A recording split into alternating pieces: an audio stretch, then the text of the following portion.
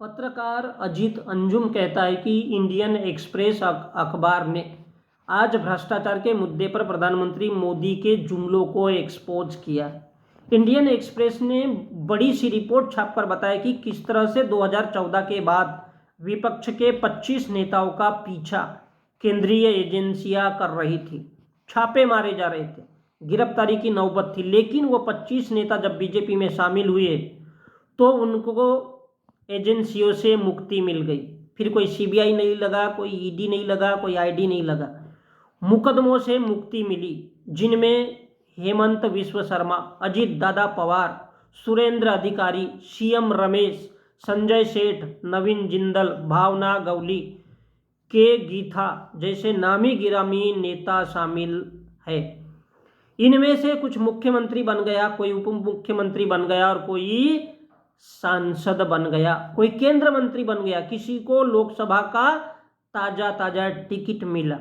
और ये सब इसलिए हुआ कि विपक्ष के नेता बीजेपी में शामिल हो गए,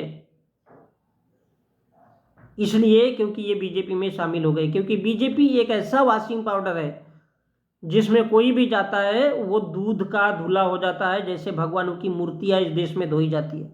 जिसमें कांग्रेस के नेता, टीएमसी के नेता, इसमें शिवसेना के नेता है, एनसीपी के नेता है, इन तमाम नेताओं की लिस्ट और क्रोनोलॉजी के आधार पर छापी हुई है, जिन्होंने केंद्रीय एजेंसीज का डर दिखाकर बीजेपी ज्वाइन करता है या जेल में डालू, ऐसा करके बीजेपी के खेमे में उनको भर्ती कराया गया।